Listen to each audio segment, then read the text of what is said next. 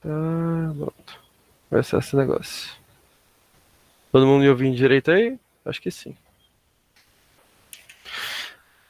Bom, prova de história, terceira unidade, é aqueles negócios. Fazer uns comentáriozinhos como aluno e vamos nessa. Revisão de história da terceira unidade. Enfim, a gente vai começar citando alguns dos tópicos que vai cair na prova. Ademar, a principal forma que, como todos já sabem, vai cair a parte social dos períodos históricos, a crise do sistema colonial, a formação do Estado brasileiro, primeiro reinado, segundo período regencial e segundo reinado. Em Daxon vai cair os romanos, Império Bizantino e feudalismo. Cada um é consequência do outro. Mas enfim. Vamos começar com o Ademar. A crise no sistema colonial.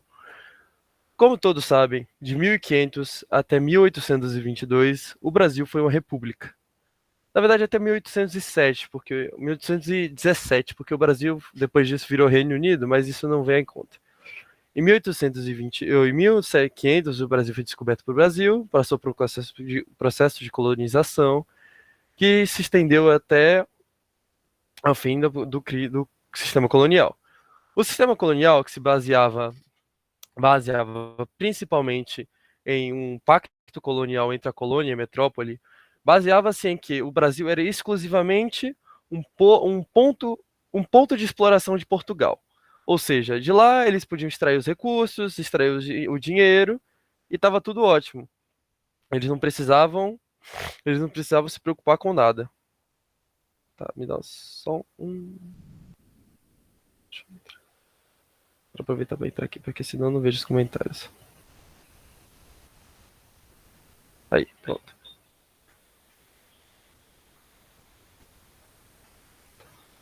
Tá. Nesse período do fim da era colonial, a gente teve vários processos que resultaram no fim, na queda, no completo rompimento entre Brasil e Portugal.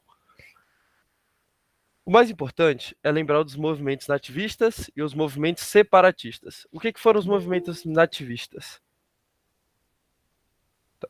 Chegou mais alguém? Foi Kist. Tá.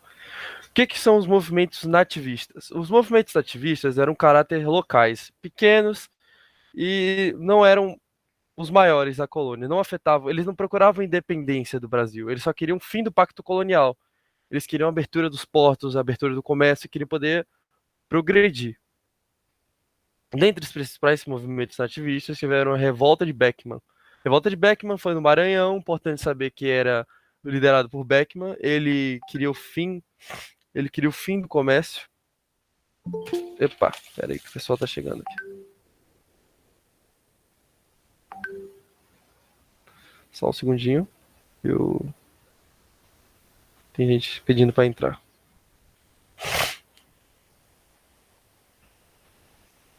Quem que é quais os principais movimentos da ativismo?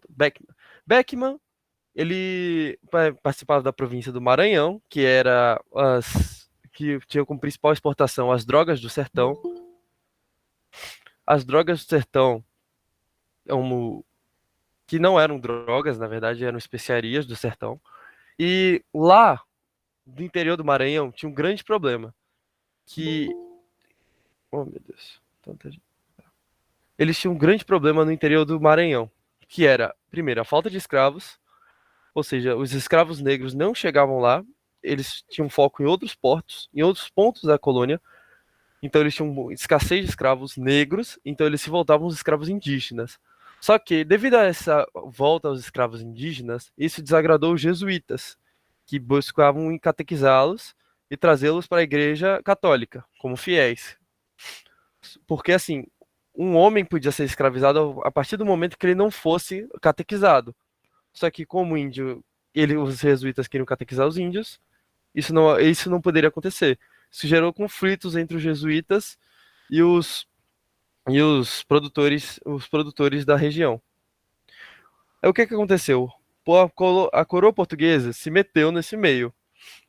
Ele se meteu e criou a Companhia de Comércio do Maranhão. A Companhia de Comércio do Maranhão prometia diminuir os impostos comprar os produtos dos produtores da região e trazer no mínimo 500 escravos todos os meses para lá. Só que não, os impostos não deixaram, eles não tinham verba para comprar os produtos e os escravos não chegavam em número suficiente, mesmo não chegavam nem uns 500 prometidos. Então, não valeu de nada, o que gerou uma revolta. Beckman enfrentou enfrentou as tropas da coroa, tentou fazer um estado maranhense. Foi, como todos esses movimentos da época, foi preso, morto. Alguns foram perdoados, mas a maioria foi morto. Ainda chegamos em Mascates. Mascates, na verdade, foi um pouco diferente das outras guerras, porque Mascate, como movimento nativista, não tinha muito a ver com a própria independência, e sim com a própria política interna da coroa da colônia. O que acontece? Dentro da região de Pernambuco, tinha duas grandes cidades, que era Olinda e Recife. Olinda, ela, ela era a capital de Pernambuco, mas estava há muito tempo em decadência. E Recife, que estava prosperando devido à plantação, Recife, que estava prosperando, acabou crescendo. Olinda tinha se enfraquecido devido às invasões holandesas antes, que destruíram a maior parte dos canaviais da região. E depois a implantação do cana-de-açúcar em Cuba e nas colônias holandesas da América Central acabaram destruindo ainda mais a economia, gerando uma rivalidade entre as cidades, com Recife em ascensão e Olinda caindo. O que aconteceu? Devido ao status de cidade capital, Olinda tinha uma certa, um certo controle sobre Recife. Que Recife não era cidade, era apenas vila. Não tinha existido um posto de cidade. Só que, só que Portugal, vendo essa ascensão de Recife, decidiu elevar o status de Recife de vila para cidade, o que gerou o descontentamento de Olinda, que invadiu a cidade de Recife, destruindo a maior parte da economia e estrutura da região. Foi represado pelas tropas do governador pernambuquense e Olinda foi arrasada por causa dessa guerra. Os emboás foram termos usados para forasteiros pelos bandeirantes paulistas logo em Minas Gerais. Minas Gerais, como sabem, era uma região grande produtora de ouro da colônia. A maior parte do ouro do Portugal vinha de Minas Gerais. Essa região, muito rica e explorada, passou passou por um processo diferente. Passou por um processo diferente. O que aconteceu? Nessa época, os paulistas, principalmente liderados por Borba Gato, fizeram diversas expedições para o interior de Minas Gerais à procura de ouro, achando diversas minas. Só que, né, claro que quando algum local acha ouro, existem muitos forasteiros que vão para lá, principalmente baianos e pessoas do Rio de Janeiro, cariocas, foram diretos para lá, gerando um fluxo de pessoas até a região. Isso enfureceu o Borba Gato e os bandeirantes paulistas, porque eles acreditavam que o ouro era apenas dele. O que não facilitou a, a situação foi que a coroa portuguesa decidiu dar liberdade aos emboás. Ele disse que os emboás tinham direito sobre a terra também e tinham direito de explorar as minas em Minas Gerais. Causou revolta e diversos conflitos entre os emboás e os bandeirantes paulistas. O resultado desses conflitos foi que os bandeirantes foram massacrados porque os emboás estavam em maior número e tinham apoio da coroa portuguesa. Ocorreu um acidente conhecido como Costa da Traição, Coita da Traição, uma coisa assim, onde os bandeirantes foram traídos, exterminados, grande parte dos bandeirantes foram exterminados, e o que restou fugiu para o interior do norte, aquela região norte, esqueci o nome agora. Revolta de Vila Rica. Como vocês vão ver depois, a Vila Rica foi um dos principais pontos de revolta da época do sistema colonial. Em Vila Rica, um local em Minas Gerais, se tinham muitos mineradores, que eles estavam revoltados sobre as condições de trabalho e os impostos portugueses. Porque dessa época teve a derrama, teve o quinto. Então esses impostos portugueses estavam acabando com os mineradores. O que que aconteceu? Alguns mineradores se uniram e decidiram partir para cima e decidiram partir para cima da coroa. Eles reclamaram das condições de trabalho e foram à casa do governador pedir para melhores condições de trabalho. O que aconteceu? O governador mandou prender todos os mineradores que ele identificou à época e todos eles foram presos. Agora vem um movimento separatista principal para a prova, que é a Inconfidência Mineira, que também se passa em Vila Rica. O principal ponto é Vila Rica. E ela é muito cobrada em vestibular e provavelmente a Nema vai cobrar mais no Enem. Ou na prova dele. O ponto é a diferença entre movimentos nativistas e separatistas. O movimento nativista, que com um caráter local e pequeno, não buscava exatamente a independência do Brasil, mas sim o fim do pacto colonial. Já o movimento separatistas queriam o fim do pacto colonial. A Inconfidência Mineira, que foi um dos maiores movimentos separatistas e um dos maiores movimentos rebeldes do Brasil, contava com, primeiro de tudo, entender. A Inconfidência foi elitista, não tinha com o povo, ele buscava uma coisa elite, eles realmente queriam a elite do Brasil, a elite da região, eles eram fazendeiros, eram donos de minas. E o essencial para entender a Inconfidência é que ela foi influenciada por ideais europeus, os ideais do iluminismo, do literalismo, e fez com que os inconfidentes buscassem independência da província. O que se seguiu foram alguns conflitos. Os conspiradores para a revolta foram identificados e traídos por um camarada deles que estava sempre nos círculos, que ele buscava, porque esse camarada, ele estava com várias dívidas à Fazenda Real. Então, em troca do perdão das dívidas, ele foi lá e dedurou seus companheiros, o que causou a prisão de todos eles. Dos 11 presos pela coroa, 10 foram perdoados. O único morto foi Tiradentes.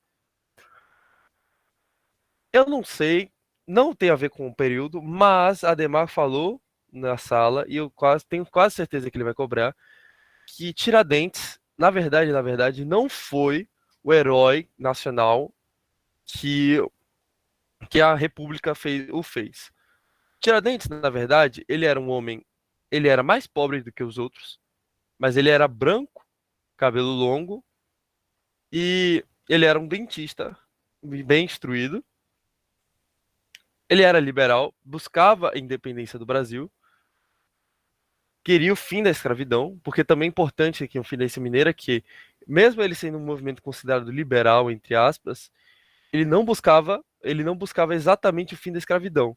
Ele queria apenas a independência econômica e a independência política da colônia, a fim de acabar com os impostos e acabar com toda a repressão da coroa portuguesa em cima deles. E Tiradentes, que era um homem mais pobre da região, que ele era idealista e buscava o fim da escravidão, ele acabou sofrendo a pena de morte que foi decretada aos 11, mas só ele sofreu porque todos eles pediram clemência à rainha, que era Carlota Joaquina, e só ele foi executado, foi enforcado em praça pública e seus restos foram ele foi esquartejado e seus restos foram colocados em volta de Vila Rica. Aí, esse é importante para saber das revoltas do período da crise do sistema colonial. Agora, a formação do Estado brasileiro, que também tem a ver com crise que também vem da crise do período do sistema colonial, que os ingleses tinham muito interesse no fim do Pacto Colonial e tinham muito interesse no comércio brasileiro. O que é importante saber? O contexto europeu da formação do Estado brasileiro. Bom, sabemos que o Brasil, a independência do Brasil, foi um movimento elitista, baseado nos topos. Não teve caráter social e não teve nada a ver com o povo. Foi uma revolta portuguesa, da elite portuguesa. Então, assim, o que aconteceu? Portugal, na época, em 1779, se eu não me engano, 1770 ou... Não, não lembro. Não lembro, mas enfim a data. Acho que 1800, se eu não me engano, mas enfim. O que aconteceu? Eclodiu a Era Napoleônica. O que foi a Era Napoleônica? Napoleão, na França, depois da Revolução Francesa, assumiu o poder e decidiu criar um grande império francês, declarando guerra a vários países e tendo uma rivalidade imensa com a Inglaterra. Querendo quebrar o comércio inglês, ele declara o bloqueio continental, em que proibiu a Europa inteira de fazer comércio com a Inglaterra. Só que Portugal tinha um pacto com o inglês e tinha uma amizade com a Inglaterra desde muito cedo. Eles tinham interesse nos produtos ingleses. Eles queriam que eles queriam tecidos e queriam produtos ingleses. E a Inglaterra, por si só, precisava da matéria-prima das colônias e precisava do mercado das colônias, principalmente porque é o que acontece. As colônias, eu, caralho, me perdi. Eu fui aceitar a pessoa, mas enfim. A Inglaterra já tinha passado pela Revolução Industrial e tinha saído do período mercantilista. O período mercantilista se focava na acumulação de riquezas e na acumulação de recursos. Eles já saíram desse período e estavam na época do capitalismo moderno, querendo mercados para expandir sua produção e construir fábricas em vários locais do mundo. Nesse contexto, ocorreu as guerras napoleônicas. Portugal foi proibido de comercializar com a Inglaterra. Então Napoleão, só que mesmo assim, eles continuaram realizando comércio, devido a essa aliança entre os dois. Napoleão, revoltado com isso, decidiu invadir Portugal em 1807. Lembrei, 1807? É, 1807. Com muito medo de Napoleão, porque Napoleão conquistou a Europa inteira, o Portugal realiza um acordo com a Inglaterra dizendo que ia abrir os portos brasileiros e abrir um porto inglês na Ilha da Madeira e em Santos e permitiu o comércio entre Brasil e Inglaterra diretamente. Esse tratado tinha em vista que os ingleses iam proteger a família real até a chegada ao Brasil. Aí os portugueses, a corte de Dom João VI, que era o príncipe regente, porque sua mãe Carlota Joaquina era louca da cabeça, louca. Então, o príncipe regente e sua família foi enviada para Portugal, foi enviado para o Brasil, escoltado por uma armada inglesa. Chegando ao Brasil, eles se separaram, um foi para Bahia, Dom João VI, depois eles se reencontraram. O importante é que eles se reencontraram no Rio de Janeiro. E o Rio de Janeiro foi a capital escolhida por Dom João. Lá, revoltado com a situação porca da cidade, ele faz diversas reformas, inaugura a Biblioteca Real, o Jardim Botânico, reestrutura a cidade, faz o Banco do Brasil, cria o Banco do Brasil, a Caixa Econômica, realiza diversas mudanças na cidade. E, importante, ele impõe a lei do alvará industrial. O que é o alvará industrial? Como o Brasil sofria pelo Pacto Colonial, ele não podia se industrializar. Mas a partir desse momento, Dom João permitiu que o Brasil se industrializasse. Houve diversos tratados com a Inglaterra, comércio e navegação, que o nome já diz tudo, aliança e amizade, que o nome já diz tudo, abertura dos portos através do paquete, mas enfim. Nessa época, devido à chegada das, ai, devido à chegada de Dom João, houve como eu diria, houve um certo burbúrio no Brasil, porque com a chegada de Dom João, o Brasil se sentiu legitimado e sentiu uma nação. E se sentiu a primeira vez de sua história se percebeu que ela era importante, que era um contexto nacional e que ele não era apenas uma colônia de Portugal. Nesse mesmo período também teve a Revolta do Porto lá em Portugal, porque quando Dom João foge de Portugal em 1807, os portugueses, a elite portuguesa que ficou para trás, os burgueses, não conseguiram se estruturar. Primeiro, Napoleão invade, em 1809, mais ou menos, Portugal é liberado e se torna uma colônia inglesa. Colônia não, se torna um protetorado inglês. Os colônios, a elite portuguesa de lá odiava o governador inglês da região porque ele era autoritário e clamava pelo retorno de Dom João VI. Dom João VI a Portugal. Então teve uma revolta, Portugal se libertou dos ingleses e fizeram as chamadas de cortes, que eram quem governava Portugal enquanto Dom João estivesse no Brasil. Mas enfim, nesse período, morre Carlota Joaquina, Dom João deixa de ser príncipe regente e se torna imperador, e Napoleão é derrotado pela sétima coalizão. Áustria, Rússia, Inglaterra e Áustria, Rússia, Inglaterra. Bom, a Santa Aliança, a Áustria, Rússia, Inglaterra e acho que não, foda-se. Mas enfim. E nesse período eles fizeram o Congresso de Viena. O Congresso de Viena também é outro ponto importante para a prova, porque assim, ele colocou, como é que eu digo, tentou reestruturar a monarquia dos países, porque com a era napoleônica, invasão de Napoleão, vários países se desestruturaram, as nações, muitas dinastias foram depostas e foram colocados estados fantoches de Napoleão. Várias colônias acabaram se declarando independentes por causa desse contexto. Ele gerou o caos. Napoleão gerou o caos na Europa. Então o Congresso de Viena buscava reconstruir a ordem velha. Ele colocaram dinastias anteriores no local, de volta no lugar, e queriam reorganizar a Europa. Dom João, vendo esse movimento,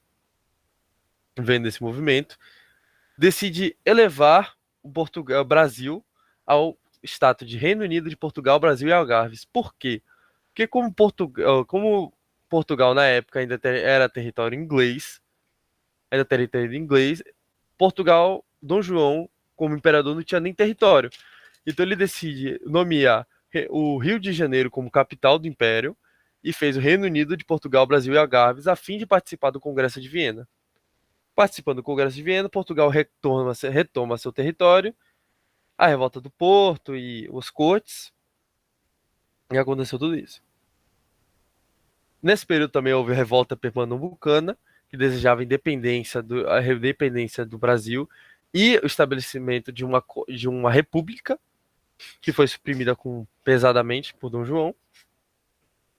Só que, depois da revolta do Porto e a devolução dos territórios portugueses a Portugal, as cortes que se formaram devido à revolta do Porto decidiram botar pressão em Dom João. Eles queriam de volta. Eles queriam que ele voltasse, eles queriam o imperador, eles não queriam se tornar independente, não queriam que o Brasil fosse independente. Eles queriam reestruturar a colônia. Eles queriam que voltasse as relações antigas da colônia. E nesse contexto, o Brasil se divide politicamente. Então a gente tem um partido português, com comerciantes portugueses no Brasil que queriam recolonização, queriam que o Brasil voltasse a ser colônia. E a gente tinha o Partido Brasileiro, que ele é elite agrária nacional, que eles aceitavam, que eles queriam o Reino Unido porque viam as vantagens, não queriam a briga entre Portugal, também não aceitavam a recolonização, que esse é basicamente partido moderado, que quem participava principalmente era José Bonifácio. E tinha um partido liberal, entre aspas, porque eles eram liberais em vista a esse ponto, porque eles queriam que o Brasil se tornasse independente e queriam independência a qualquer custo. A gente diz que em liberais, entre aspas, porque é um termo que a Ademar cansou de usar, que é nada mais, nada mais conservador que um liberal no poder, porque os liberais não eram exatamente liberais, eles queriam poder, eles queriam manter a estrutura como era, eles não queriam abolir a escravidão. A única coisa que eles queriam era que ou que o Brasil fosse independente de Portugal. Então o Brasil estava dividido também. Só que o que aconteceu? Em Portugal, em Portugal, com a pressão, Dom João decide retornar, deixando seu filho, Dom Pedro I, que na época era só Dom Pedro, príncipe regente. Dom João volta para Portugal e lá assume o trono. Dom Pedro, ficando aqui, ele ficou encarregado de governar a colônia, também foi mandado voltar voltar para voltar para Portugal. Só que, em um ato histórico, ele decide que ficaria no Brasil, o que ficou conhecido como Dia do Fico. Depois dele receber o nome? Depois de ele receber um monte de petições e assinaturas, decidiu ficar. E aí já estava preparando para a formação da independência do Brasil. O Brasil já estava caminhando para a independência. Deixa eu abrir aqui. Já estava caminhando para a própria independência.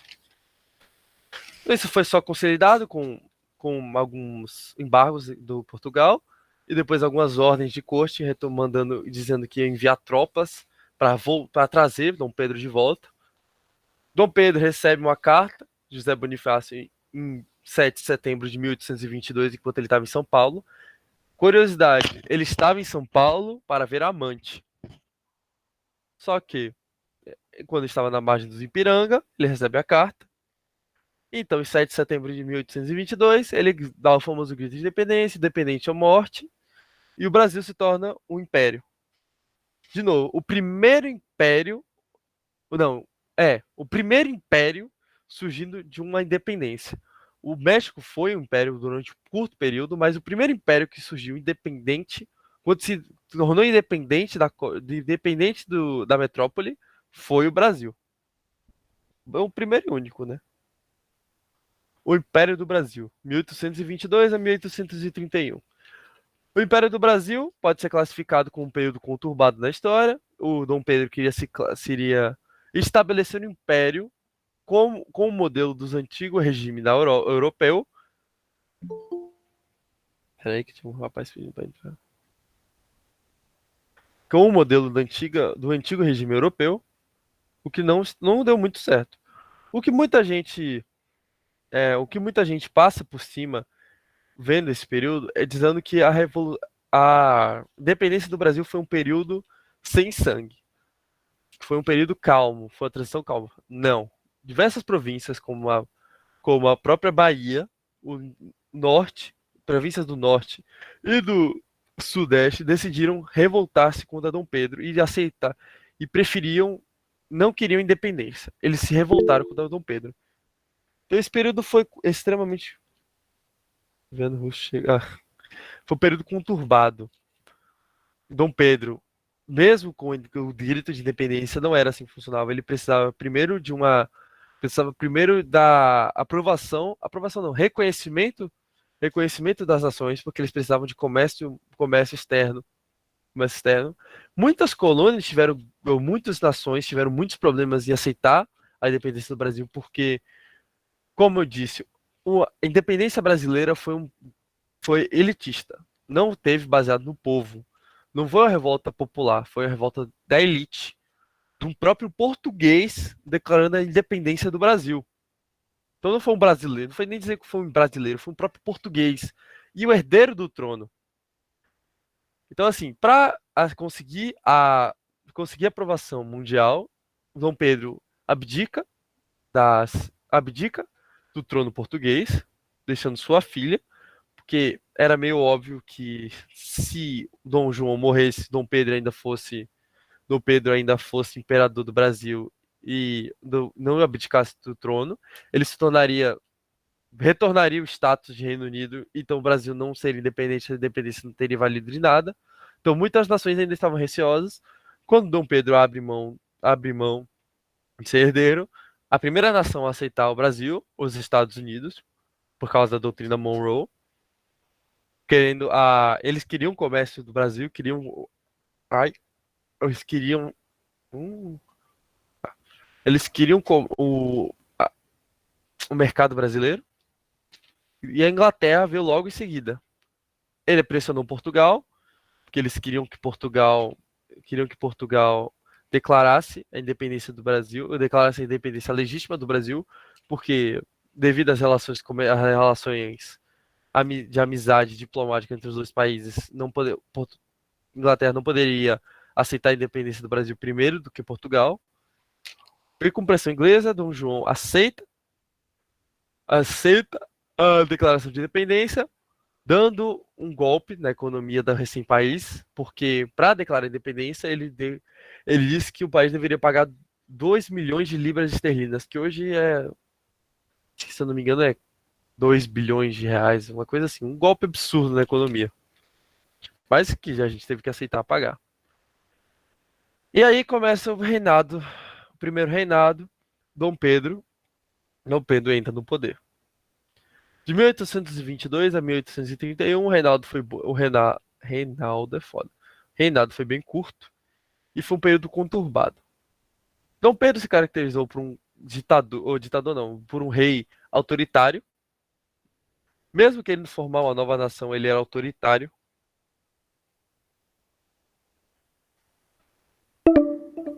Ah, tá baixo? Tá. Tá normal, tá ótimo, tá. Ele era autoritário. Então, assim, houve tentativa de fazer a primeira Assembleia Constituinte para organizar uma Constituição. O Dom Pedro manda os governadores enviarem senadores para o Rio de Janeiro a fim de elaborar a primeira Constituição brasileira. Só que os senadores reescreveram a primeira Constituição, separando o poder em três, dando um voto censitário para quem tivesse 150 arrobas de mandioca. Por isso que a primeira Constituição brasileira ficou conhecida como a Constituição da Mandioca. Ou seja, o voto tinha que ser comprado, ou seja, só a elite poderia votar. Eles basearam a Constituição mais ou menos no Iluminismo. Ah, sim, daqui a pouco, avisar que a gente vai ter mais 9 minutos, eu vou ter que criar outra sala e vou enviar de novo pra Gelado manda pra vocês de novo aí. Daqui a 9 minutinhos. Mas enfim, Dom Pedro classificava como autoritário, queria de novo que o Brasil se tornasse um império europeu da América.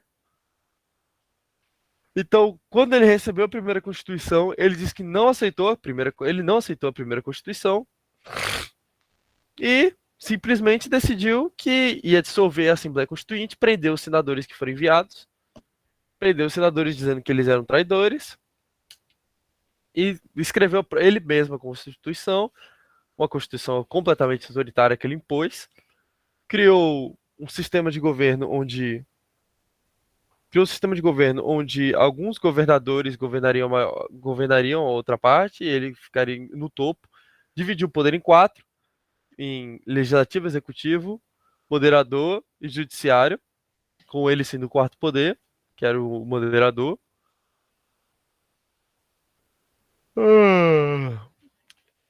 Quando o cargo de senador seria eterno, ou seja, o senador só seria substituído após a morte, onde os senadores mais votados em uma província seriam aprovados.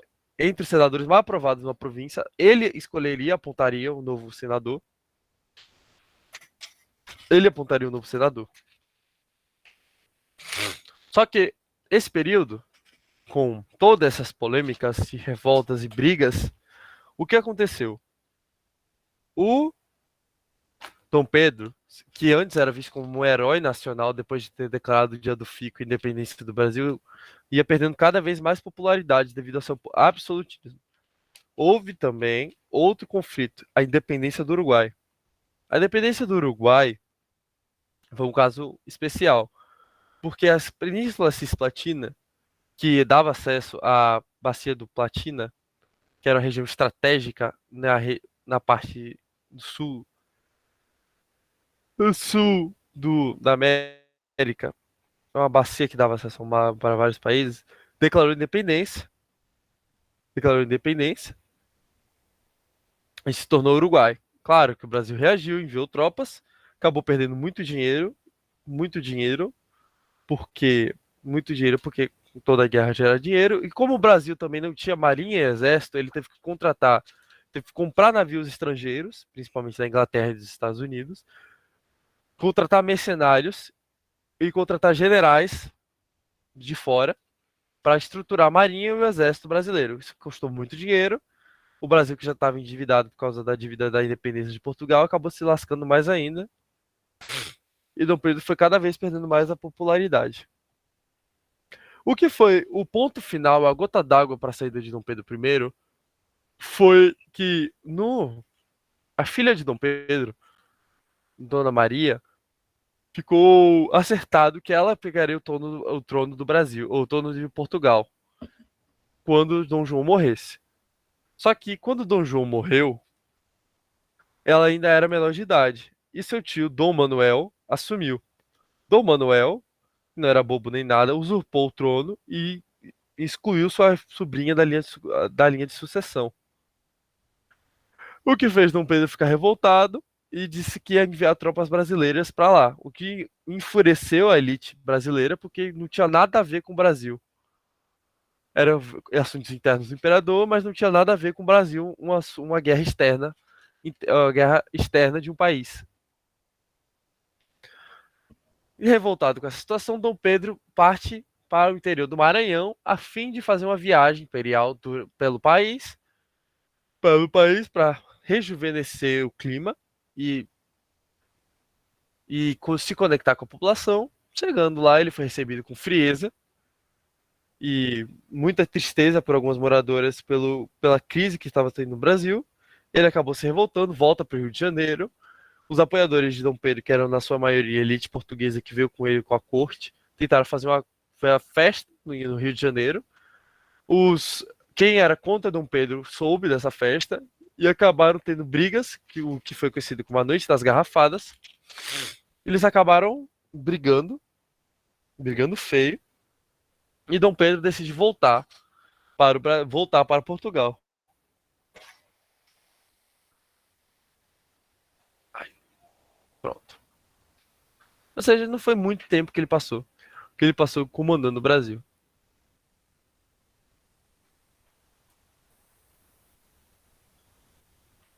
Aqui foi o que eu falei mais ou menos do, da independência, do Dom Pedro, das guerras e crises, o autoritarismo, o fim dele, e ele teve que retornar para o Brasil.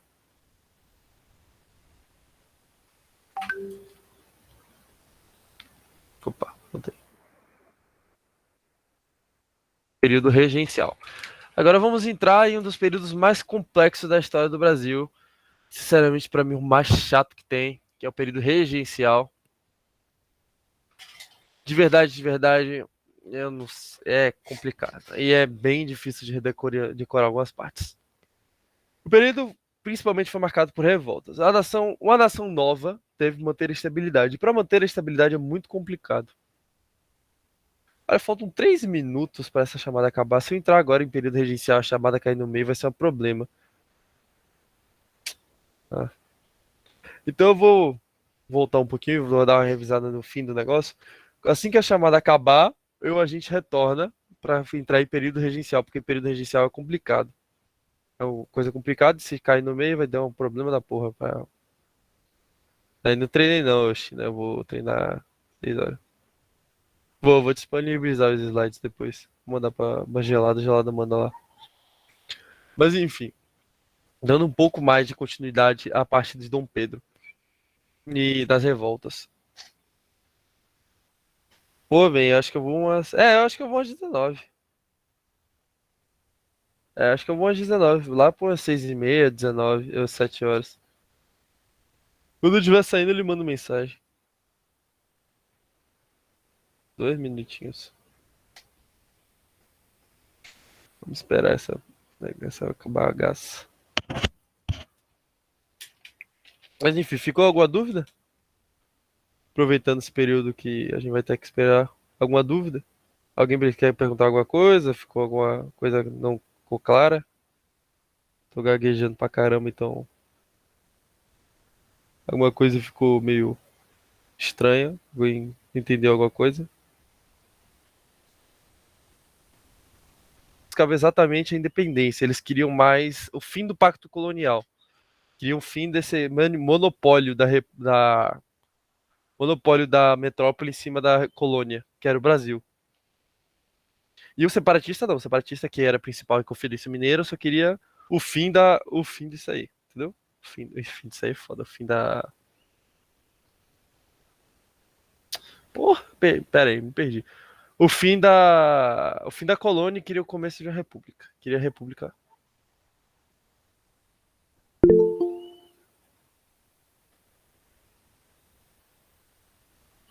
Tá, pera aí que eu já vou botar de volta.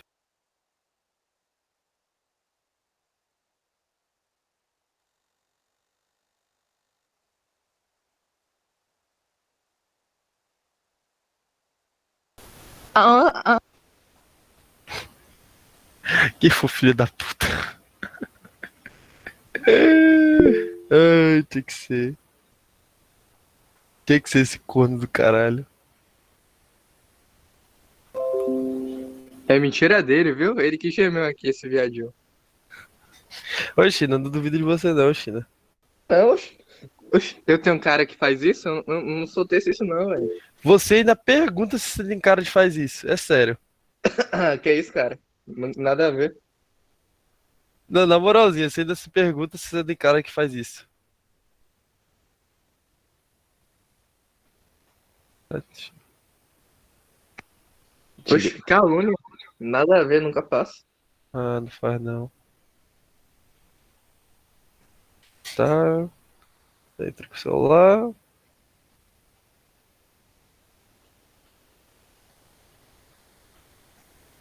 Uhum. Então vamos continuar da gente onde a gente parou, né?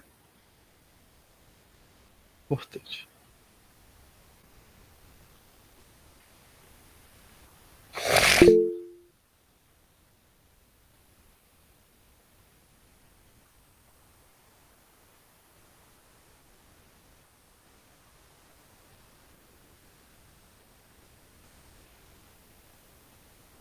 Tá. A gente agora vai entrar no período regencial. Período regencial do Brasil. Período marcado por conflitos, problemas, tudo que há de ruim.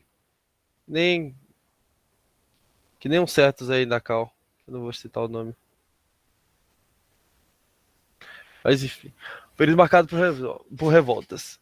Nesse período, como Dom Pedro deixou o trono tão subitamente, não os. Merda, cadê? Quando Dom Pedro abdicou do trono tão subitamente, a elite e a nobreza do Brasil ainda nem tinham como organizar uma regência, porque o menino ainda tinha 12 anos. Ele era muito novo. Ele é menor de idade. Então, assim, não se tinha a dizer. 12 anos? Tá, foda-se. Ele não se tinha como saber, não se tinha como montar e deixar ele assumir o trono. Cadê? Ele tinha.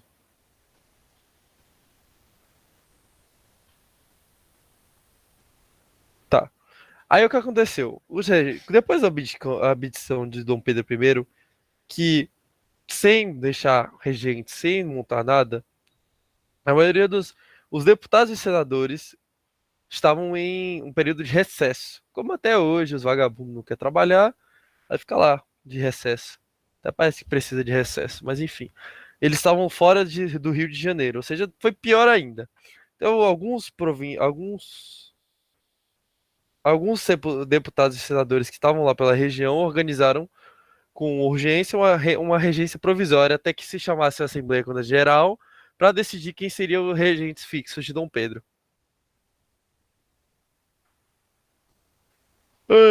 Nessa época, foi definida uma regência com 3 senadores, um liberal, um conservador e um militar.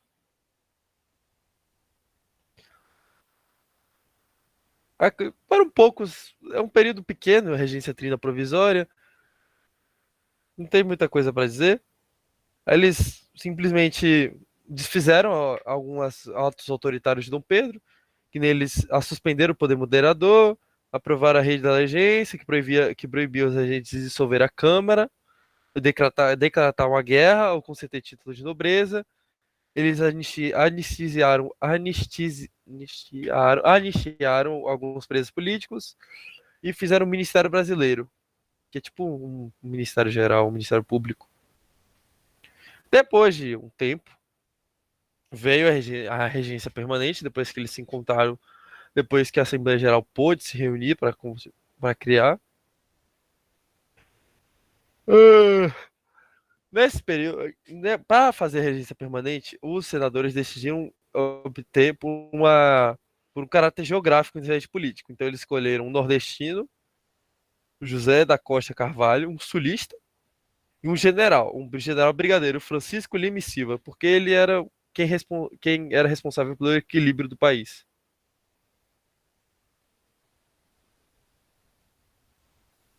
Eita miséria.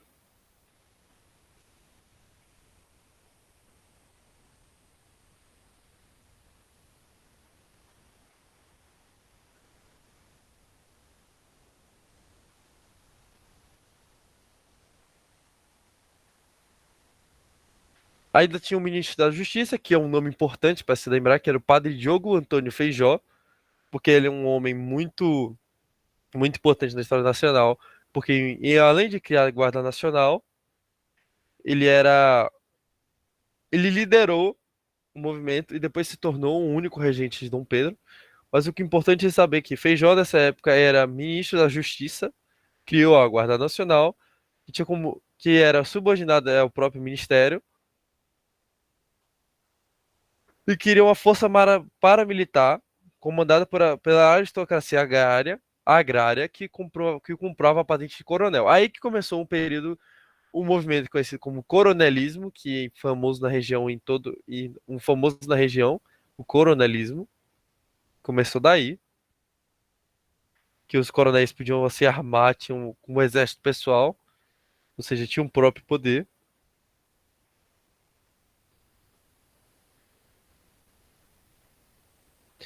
O tutor de Dom Pedro era o moderado José Bonifácio de Andrada, que era o próprio tutor de Dom Pedro II, que foi acusado de conspiração contra a corte, contra a coroa por Feijó, e o que levou com Feijó renunciando ao cargo de ministro da Justiça. Em 1832, foi criado o Código de Criminal.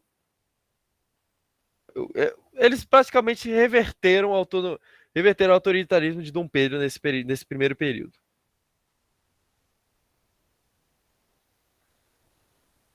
TV. Bom, agora entra a pior parte. Que depois que vem as regências unas, e aí começam as revoltas. A regência una aconteceu quando Feijó tomou o poder, se tornando o único regente. Ele, que lidou com as revoltas provinciais principais, como a Cabanagem, a Sabinada e a Farroupilha, ele tinha divergências com a Igreja Católica, o que gerou um desentendimento entre a igreja e o próprio governo.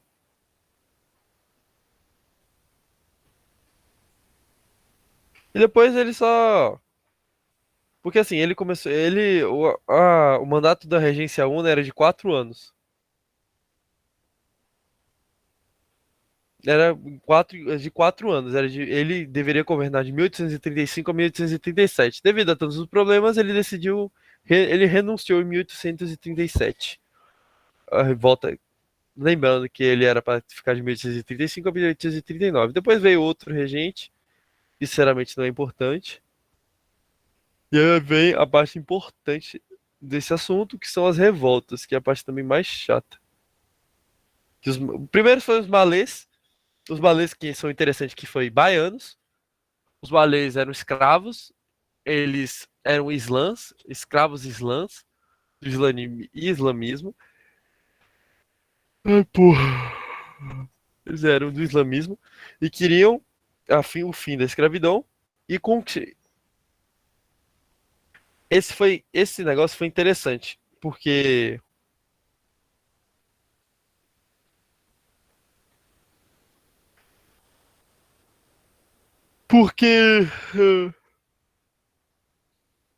foi uma das últimas revoltas completamente sociais e negros do Brasil. Eles partiram para as ruas de Salvador depois de serem represados, porque eles eram islãs e a religião oficial do Império do Brasil era cristão. Mas depois disso, a maior parte foi condenada e sofreram castigos como chibatadas ou prisão. Alguns voltaram para a África e muitos foram condenados à morte. A cabanagem, ela se passou no Grão-Pará, o Grão-Pará que estava se perdendo, que estava sofrendo muito com secas e economia fraca. Os esse também que teve caráter só social e popular. Eles eram mestiços, brancos, pobres, índios catequizados e os essa população decidiu enfrentar e declarar um estado próprio. Então eles partiram para cima do governo. Depois eles tomaram o poder e fuzilaram Lobo da Souza, o governador. Eles indicaram o governador revolucionário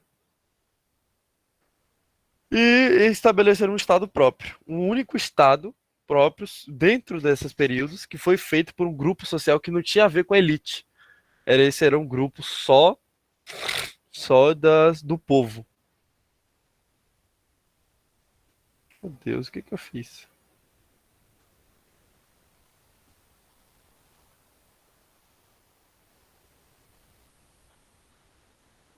Meu Deus.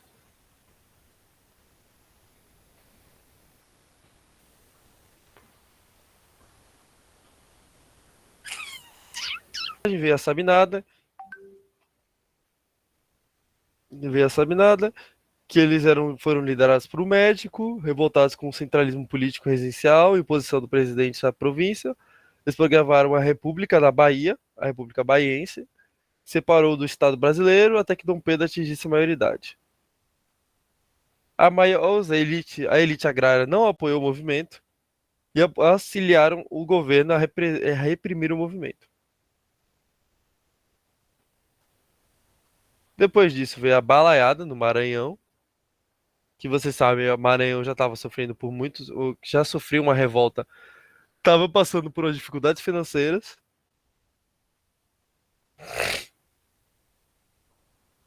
que não era muito cobrado, e depois veio a Farroupilha no Rio Grande do Sul, que ele foi o movimento mais longo desse período. Ele durou de 10 anos, de 1835 a 1845. Lá tinham a corte, devido à crise financeira, decidiu impor altos tributos e impostos sobre a região sul, sobre a região sul,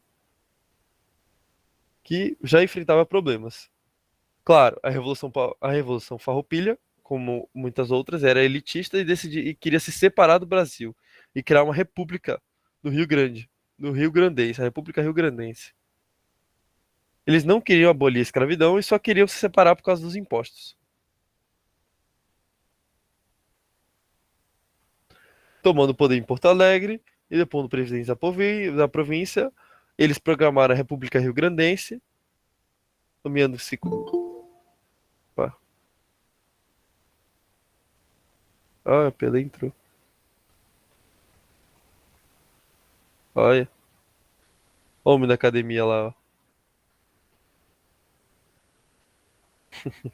Mas enfim, tá. É a República Rio-Grandense. E desse conflito durou de 1885 a 1845. Até depois de que Dom Pedro já começou seu segundo reinado.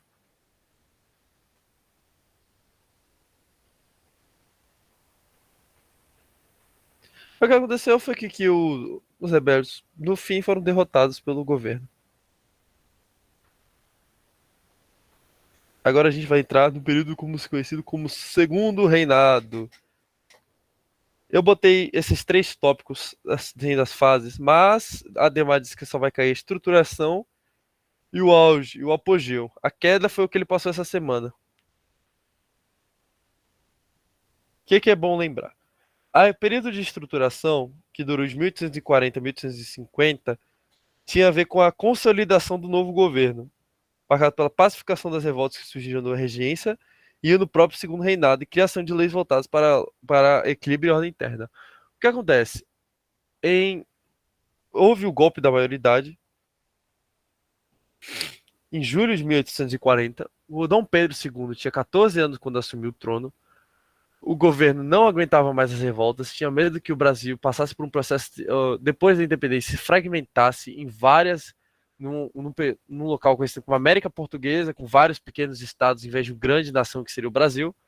Então eles deram um golpe, diminuindo a maioridade do regente para 14 anos. Então veio a estruturação, que foi o governo se consolidando, com Dom Pedro como no trono. Depois veio o seu auge, grande prosperidade, desenvolvimento econômico, é, grandes rendas geradas pelo café, que daí veio os barões do café. Aí ainda se envolveu com guerras externas, que nem a Guerra do Paraguai. E depois veio algumas sequelas que gerou seu declínio. O período do apogeu durou de 1850 a 1870. Ai, ai. Peraí. A período, a política interna do segundo reinado. O segundo reinado foi marcado por disputas entre liberais e conservadores. O primeiro defendia maior autonomia para as províncias, os liberais, e os conservadores queriam centralização do poder.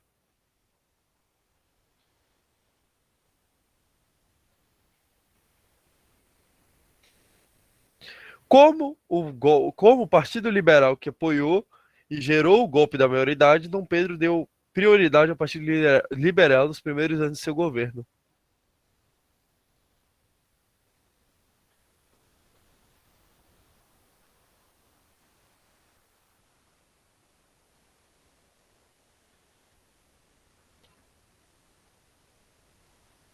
Foi criada uma república parlamentarista, que quem não sabe a Inglaterra é uma república parlamentarista. O que é uma república parlamentarista?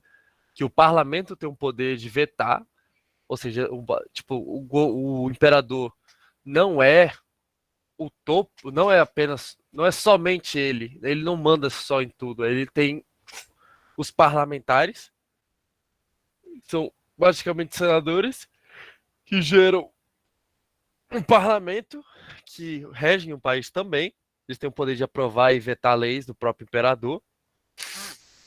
E criou-se também o cargo de primeiro-ministro, que o maior ministro de todo, o pica das galáxias, como diria alguns.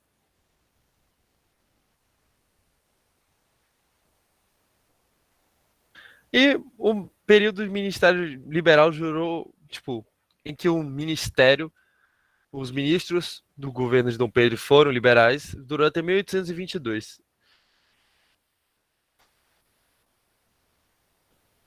Aí depois veio a eleição do cacete, que foi assim, um absurdo, porque eles queriam eleições para novos ministros, só que os estados foram comprados, eles compraram, bateram em quem não queriam, em quem não se aceitava, ou em quem não aceitava votar no candidato que eles queriam. Os liberais queriam continuar no poder, porque, como diria Dema de novo, o nada mais conservador que o liberal no poder. Eles queriam manter o poder a todo custo, então eles forjaram as eleições, o que ficou carinhosamente conhecido como eleições do cacete. Vendo o que aconteceu, o Dom Pedro anula a eleição e nomeia um primeiro-ministro conservador, a fim de rodar o poder. Devido a devido ao Dom Pedro apontar o ministro conservador, ocorreu revoltas liberais, como a Revolução Praeira. Na Revolução Praeira, é curioso saber que essa foi uma das primeiras, foi a primeira vez que o socialismo apareceu no Brasil.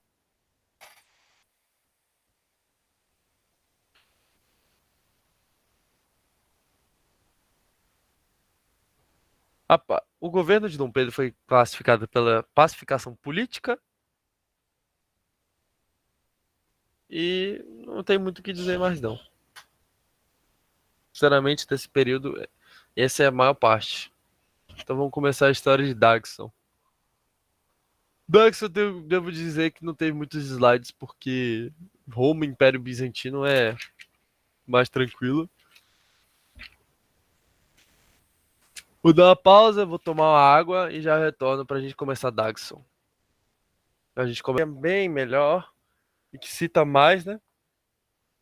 E que cita que é mais historiador do que Dema, mas enfim, não vou falar nada. Isso eu pode dizer, né? Que Dagson, que Dagson é melhor que Dema, mas enfim.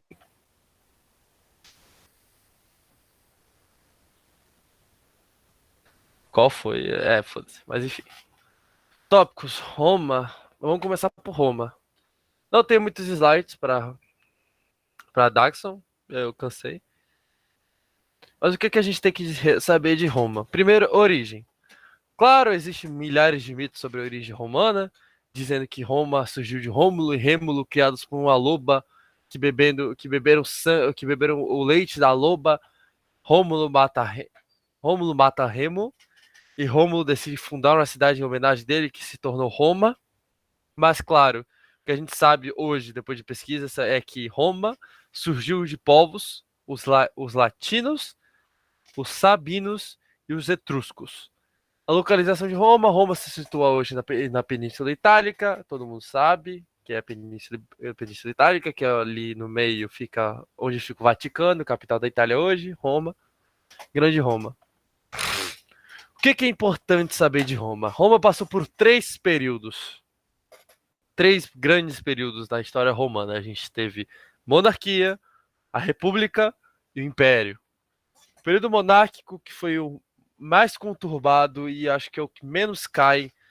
Não sei dizer, não posso afirmar com certeza absoluta que é o que menos cai, mas é o que menos se fala, que é o período monárquico, que é onde Roma foi a origem de Roma, né? Os primeiros anos de Roma, que lá eles tinham um rei que era o executivo, que era ambos, um executivo, um judicial, um religioso.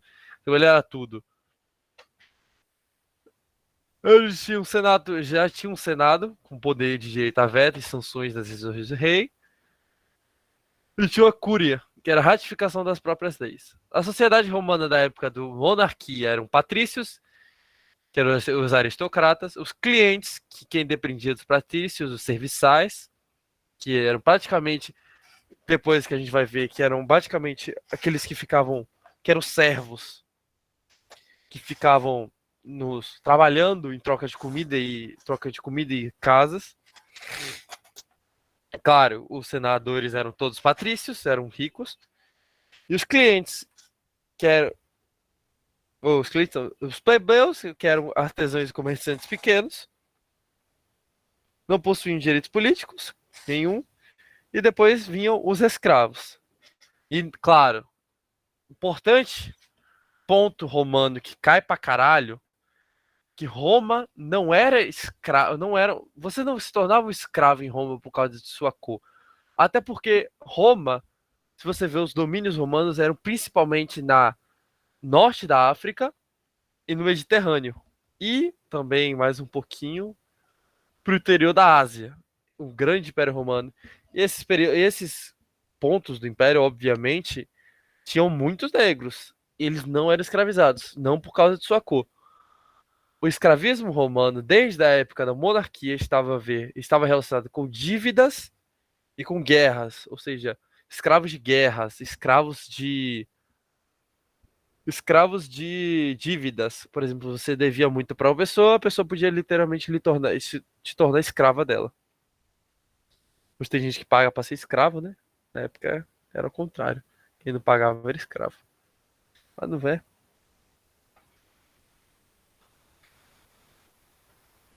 Mas enfim. A monarquia romana não durou muito tempo. Não, sinceramente, não foi um período muito longo, desde a sua formação. Roma era. Roma passou por muitos conflitos internos com seus reis e o Senado. Os reis e Senado e o exército apoiando o Senado, batalhavam muito. E tinha a ascensão dos comerciantes que queriam poder político e não podiam ter.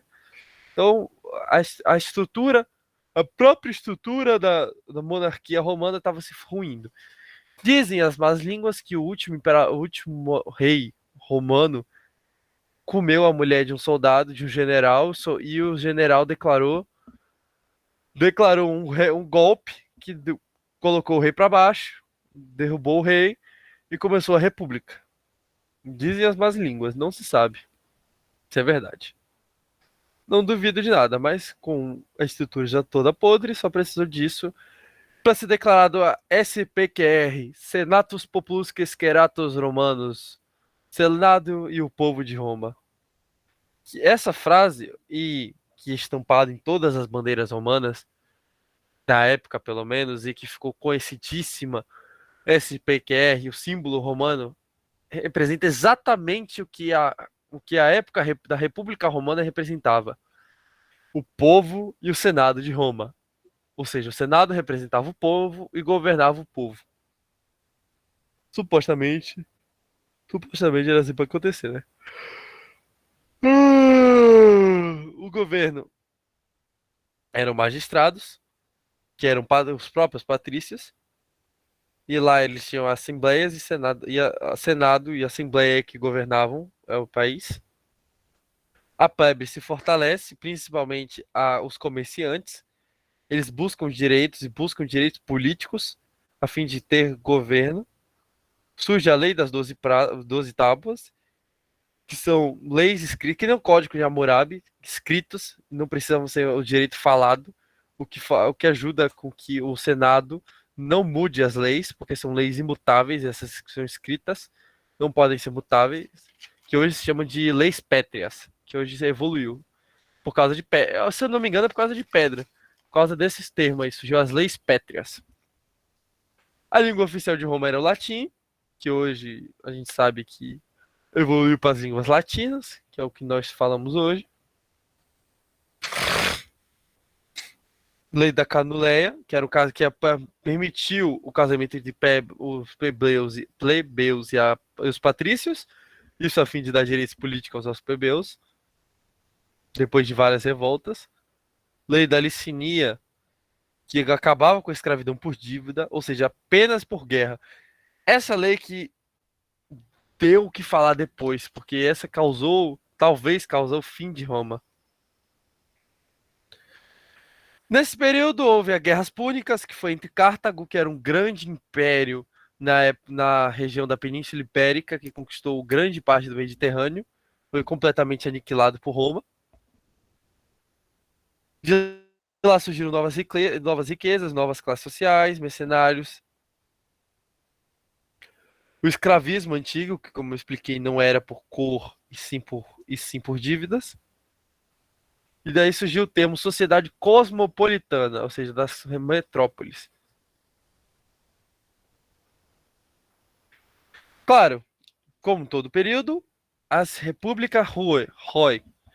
O período da queda da República Romana não foi aprofundado por Dagson no caderno, mas assim, sinceramente, é um período importante porque nesse período surge uma figura que, assim, é icônica na história de Roma. Deixa eu ligar a luz aqui rapidinho.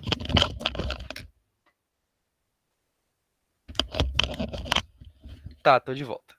Claro, surge a figura clássica, que disso todos os imperadores são César.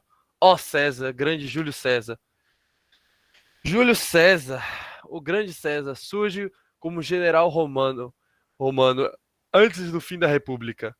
Ele, junto com Crassus e outro que acho que era Barbos, eu não lembro o nome dele agora, criaram o primeiro triunvirato. O que é que foi o primeiro triunvirato? 3 grandes senadores e políticos e influentes, que eram Crasso, Júlio César e o outro rapaz que eu sinceramente eu não lembro agora. Eu vou pesquisar porque eu quero saber, que eu fiquei curioso agora. Não só curioso, eu preciso saber para lembrar. Cadê? Primeiro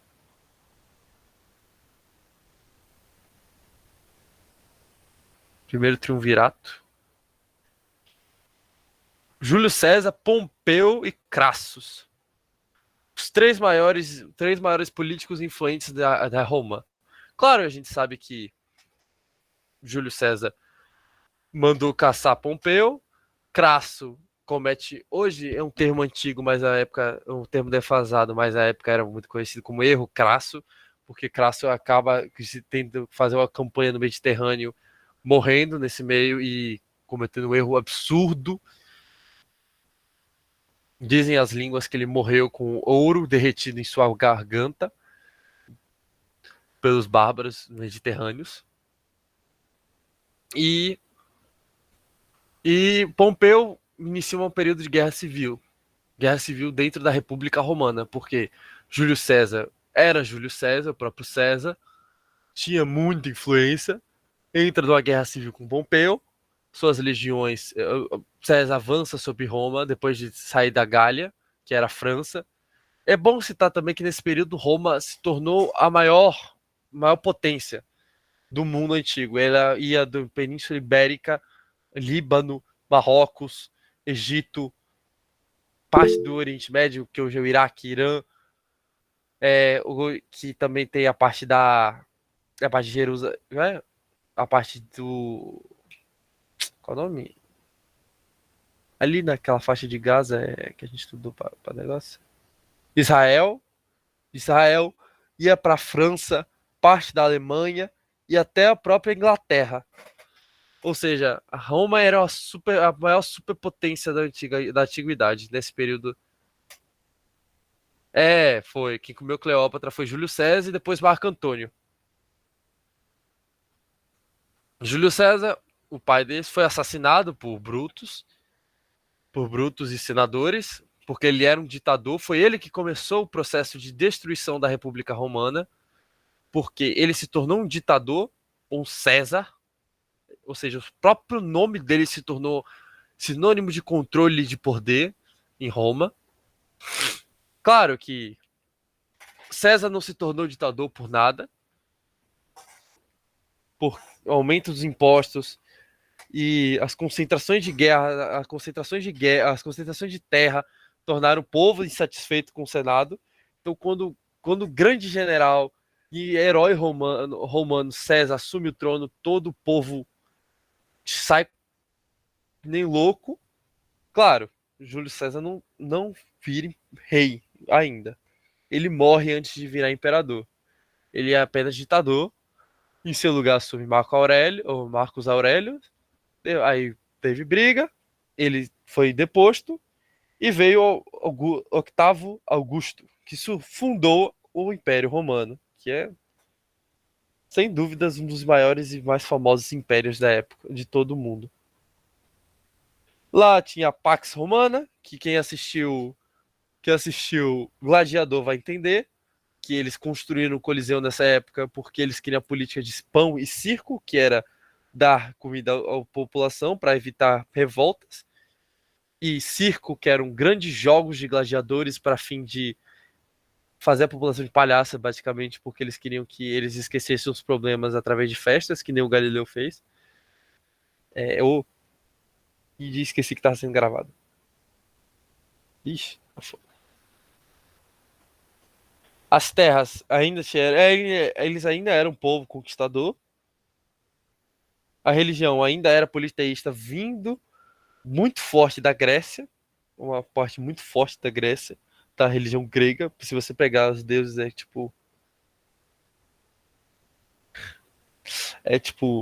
religião grega, a mitologia grega e a mitologia romana são iguais e muito parecidas. Pera aí, Antônio. Ô, gelado, pera aí. Isso aí não vai vazar, não. Os povos, é claro, o escravismo, de novo, apenas por guerra, porque por dívida foi banido. Então, Roma precisava de guerra para se expandir, precisava criar novas frontes de batalha para ter mais escravos. Só que assim, Roma se viu em uma situação delicada, porque ao norte da África você tinha o deserto do Saara, você não conseguia atravessar. Ao sul, mais ou menos no sudeste, você tinha. Sudeste não. Sudoeste, você tinha os germânicos e o rio. Qual é o nome dele? Não, não é o Sena, não. É o da Alemanha, que divide a França e a Alemanha, que na época era Gália e Alemanha. E Gália e Germânia, mas enfim. Os povos germânicos, que eram bárbaros horríveis e, sinceramente, eles eram muito assustadores para a época romana, porque eles eram persistentes. E na Ásia tinha califados e impérios próprios, então também tinham problemas. Então Roma já enfrentava problemas disso, porque ele precisava de guerras, ele precisava se expandir. Claro que a máquina de guerra romana ganhava a maior parte das batalhas. Até porque Roma tinha. Como explicar que Roma tinha o melhor exército profissional de todos? Inclusive, foi um ponto importante para a época da queda da República, voltando um pouquinho, porque o exército em Roma era extremamente valorizado. O próprio centurião era valorizado. Elite romana, eles tinham que trabalhar, eles tinham um exército fixo, profissional, que ganhava dinheiro e que Otávio Augusto e antes Júlio César disse que suas tropas se aposentassem tinham que ganhar obrigatoriamente um pedaço de terra. Então houve uma reforma agrária por parte de César e Octávio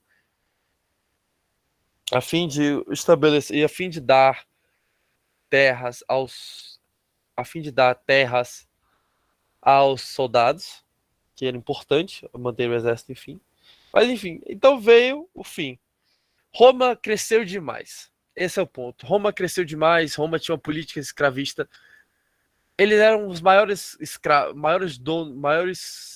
escravistas da era moderna, da era antiga.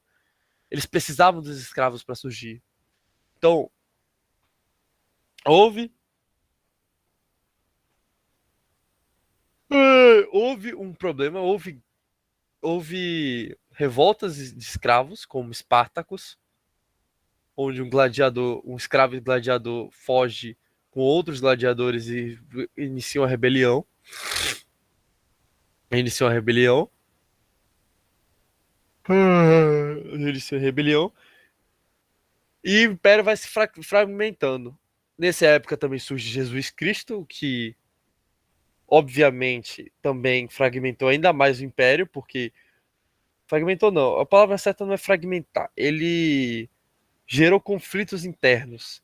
Diversos conflitos internos do império por causa da adoção da nova religião por Constantino VI, se eu não me engano.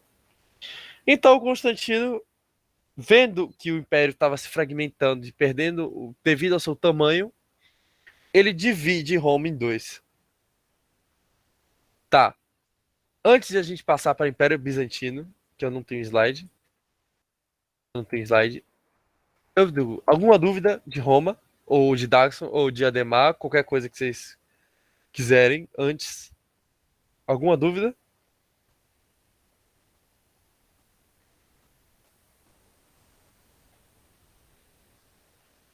Não?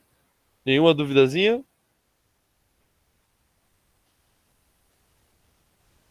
Ah.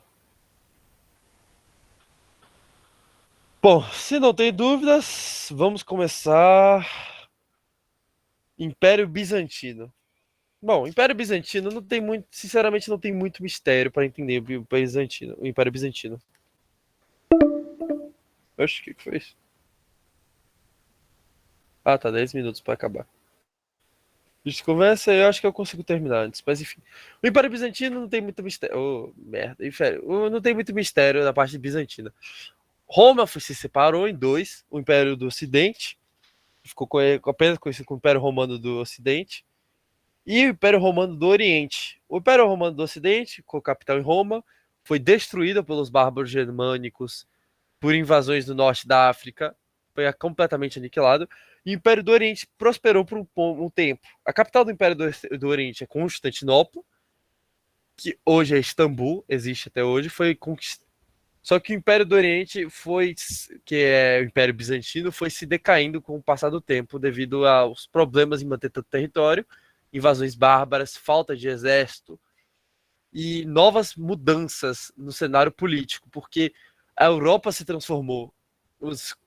Quando o Império Romano do Oriente ou do Ocidente, que é baseado em Roma, rói, surge um novo período com o surgimento do feudalismo e os feudos, que inaugura a Baixa Idade Média, mais ou menos a Baixa Idade Média.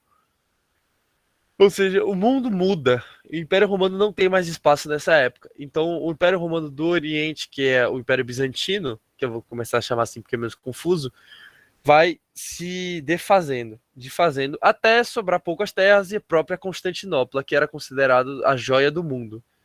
Até que Constantinopla é conquistada por Maomé II em 1479, inaugurando o período moderno na Idade Humana. Foi tão importante a queda de Constantinopla, em 1479, que inaugurou a nova era. Mas não tem muita coisa do Império Bizantino para lembrar, não. Lembrar que que ele tinha o controle do mar Mediterrâneo e do Mar Negro. Ele era um comerciante de agricultores, a principal economia. Tinha em comércio no Mar Negro e no Mar Mediterrâneo. Eles tinham um imperador. Justiniano, o Justiniano fundiu. Na verdade, Justiniano não. Eles ainda adotavam os antigos deuses, não eram cristãos, e o imperador era o imperador Deus.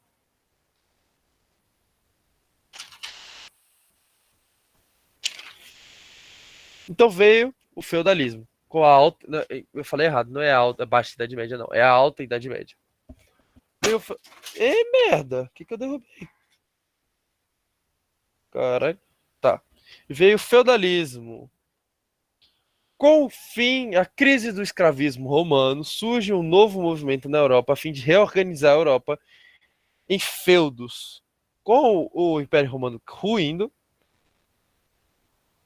as cidades deixam de ser os centros populacionais, o mundo começa a se ruralizar, ainda se mantém alguns costumes romanos. Os bárbaros, com as invasões bárbaras, os bárbaras eram pessoas que não falavam latim. Com as invasões bárbaras e a mistura de culturas entre os bárbaros e os romanos, houve algumas misturas na época da formação do feudalismo. O sistema de servidão ainda existia, que no feudo é importante saber que o senhor feudal tinha tinha um grande pedaço de terra e emprestava aos seus servos, que ficavam morando em troca de proteção, e o senhor feudal recebia impostos e comida.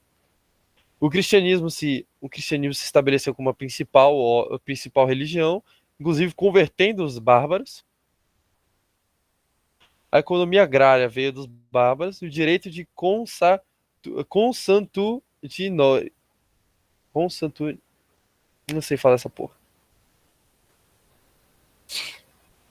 A sociedade era dividida em clero, nobreza e servos. Os cleros eram membros da Igreja Católica.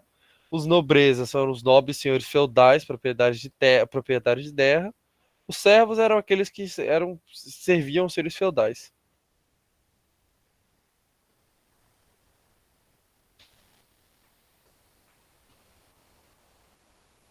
Não existiam exatamente nações nessa época, eram mais grandes feudos. Existiam poucas nações, mas essas nações eram separadas em grandes estados, por assim dizer, autônomos, que eram os feudos, que eram cidades-estados. Tipo, a própria Itália se dividiu assim, em cidades-estados, em feudos únicos. Ou seja, o poder não era centralizado em um rei, era assim, descentralizado entre vários nobres.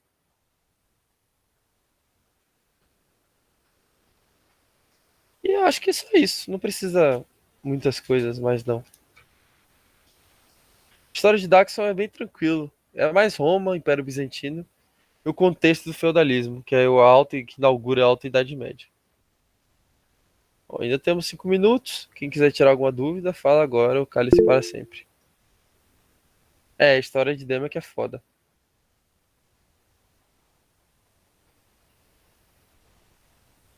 Se quiser tirar qualquer dúvida de qualquer coisa relacionada à história, pode falar agora.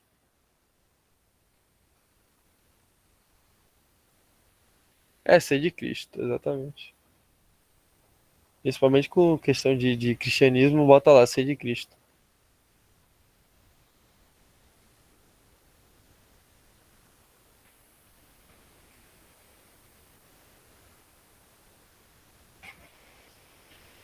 Você não presta, velho. Você não presta, China, nem um pouco.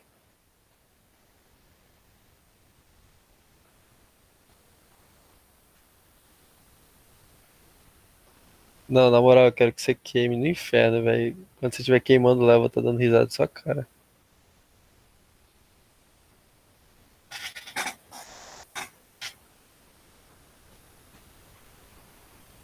Mas enfim, se não tiver mais dúvidas, eu vou fechar aqui, viu? Acho que tá de boa. Valeu, valeu, valeu. Valeu aí. Muito obrigado a todos. Valeu, que eu.